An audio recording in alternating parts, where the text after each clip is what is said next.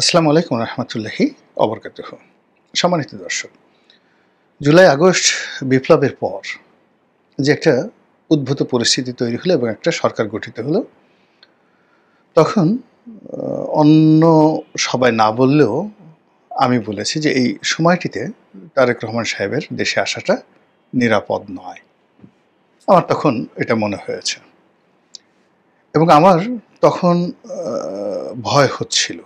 আজকে এই গত 10 মাসে যা হয়েছে, তো এগুলো যে হবে, এরকম একটা পরিস্থিতি হবে, সেটা আমি প্রথম দিন থেকেই আতঙ্কিত ছিলাম এই বিষয় নিয়ে। এবং যখন সেই জুলাই মাসের 10 তারিখ 12 তারিখে আমি কিছু কথা বলা শুরু করলাম জামাত সম্পর্কে, বিএনপি সম্পর্কে, বিএনপির চাঁদাবাজি সম্পর্কে, তারপরে জামাতের কর্মকাণ্ড সম্পর্কে, তারপর ডক্টর মোহাম্মদ ইউনূসের কোনো ভবিষ্যৎ নেই, সে ভালো করতে পারবে না, একেবারে 3-4 দিনের মাথায়, উনি শপথ নেওয়ার 3-4 দিনের মাথায়, তখন যারা শান্তিপ্রিয় মানুষ তারা সবাই আমাকে অশান্তির একটা দূত হিসেবে মনে করলেন যে এই ভদ্রলোক সেই যাকে বলা হয় সব কিছুর মধ্যে নেতিবাচক খুঁজে বেড়ায়।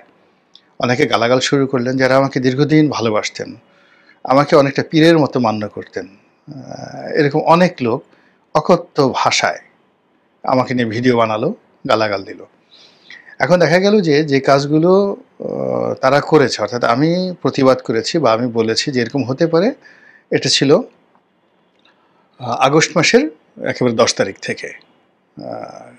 কিন্তু সেপ্টেম্বর অক্টোবর মাস থেকে যখন এই পরিস্থিতি শুরু হয়ে গেল, আমি যেগুলো আশঙ্কা করছিলাম, তখন যারা আমাকে গালাগালি করতেন তারা কিন্তু এখন চুপ হয়ে গেছেন। তারা মানে ইতিমধ্যে তাদের যে পক্ষ, সেই পক্ষ তারা অনেকে ত্যাগ করেছেন। যারা জামাতের ছিলেন তারা জামাতে নেই, যারা ডক্টর মোহাম্মদ ইউনূসের ছিলেন তারা ডক্টর মোহাম্মদ ইউনূসের নেই, যারা বিএনপির কট্টর সমর্থক ছিলেন সোশ্যাল মিডিয়াতে তারা বিএনপিকে এখন আর সমর্থন করছেন না। তো এই অবস্থাতে প্রায় প্রতিদিনই আনএক্সপেক্টেড, অপ্রত্যাশিত ঘটনা ঘটে যাচ্ছে। তো এখন যে সকল অপ্রত্যাশিত ঘটনা ঘটছে তার মধ্যে সবচাইতে যে বিপজ্জনক ঘটনা পুরো বাংলাদেশকে তটস্থ করে রেখেছে, সেটা হলো বিএনপি, জামাত এবং এনসিপি, এই 3টি রাজনৈতিক শক্তি। তারা যে যেখানে পারছেন, যাদের শক্তি সামর্থ্য আছেন, তারা সেই জায়গাতে নিয়ন্ত্রণ প্রতিষ্ঠা করতে গিয়ে জনগণের উপর অত্যাচার করছেন অথবা নিজেরা মারামারি করছেন। যেমন দেখা গেল এনসিপির একটা গ্রুপ, জামাতের একটা গ্রুপ, বিএনপির একটা গ্রুপ প্রভাব বিস্তার করার চেষ্টা করছেন, তাদের কাউন্টার গ্রুপটা বাধা দেওয়ার চেষ্টা করছেন এবং এগুলো নিয়ে বহিষ্কার, মারামারি, হানাহানি, এমনকি খুন খারাপি পর্যন্ত ঘটে যাচ্ছে। জামাতের মতো বড় সংগঠনে বহিষ্কার, তারপরে জামাতের মতো বড় সংগঠনে দুর্নীতি, অনিয়ম, ঘুষ, চাঁদাবাজি, তারপরে শেষে অন্য অনৈতিক নারী কেলেঙ্কারি থেকে শুরু করে অন্য যে বিষয়গুলো আসবে, এটা জামাতের যারা শীর্ষ নেতৃত্ব স্বপ্নেও কল্পনা করেননি।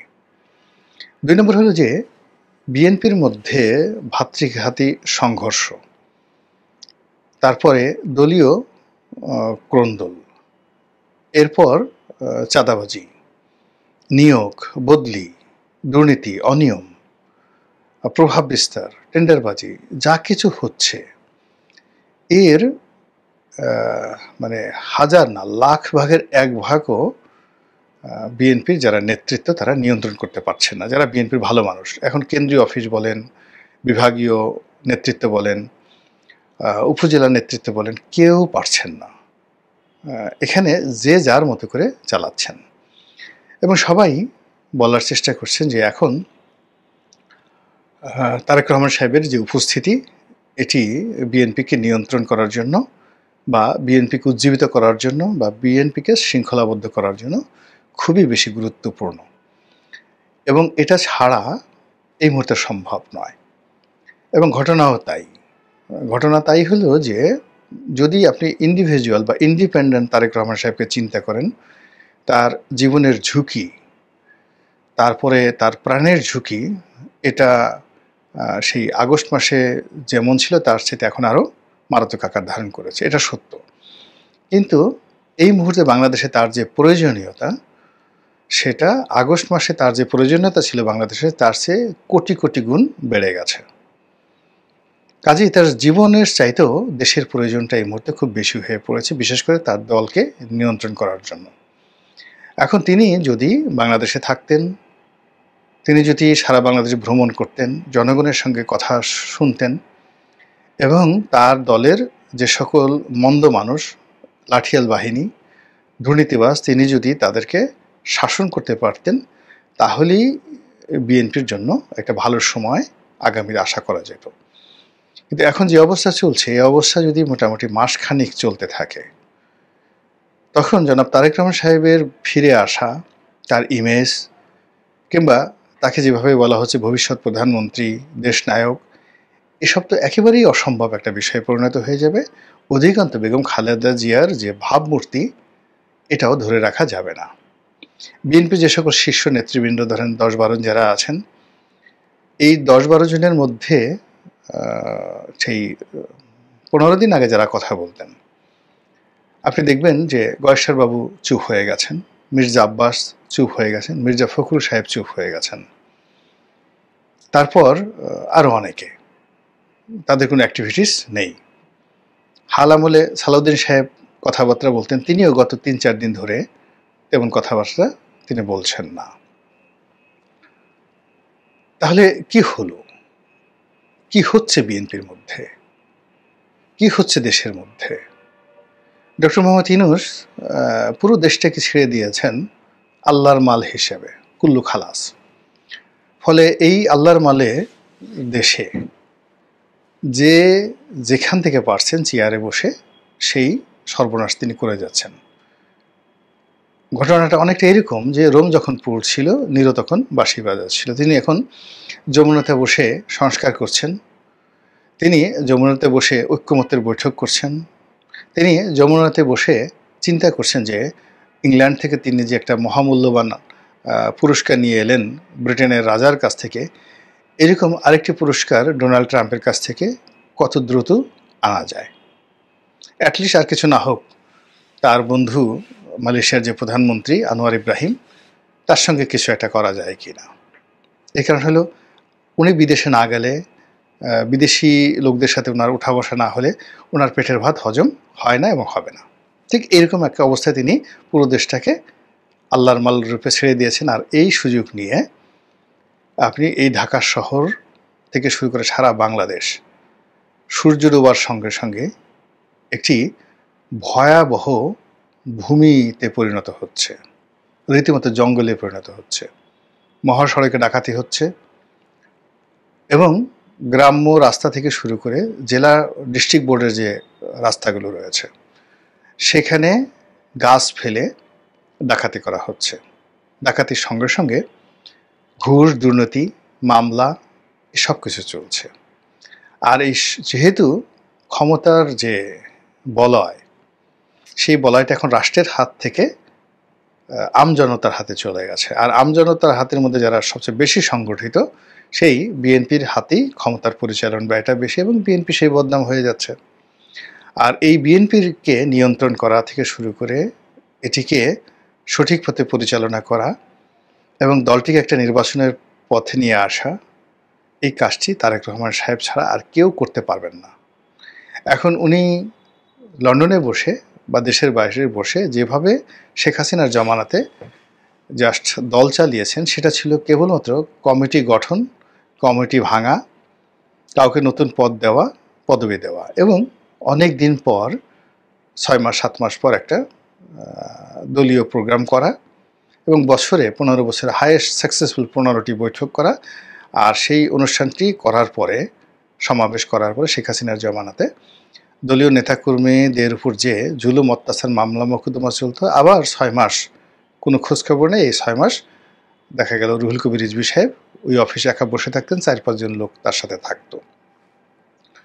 তো সেই যে জায়গা, সেটা তিনি লন্ডনে বসে এইভাবে করতেন। কিন্তু এখন তো সেটা না, এখন তো ক্ষমতা তার দলের হাতে।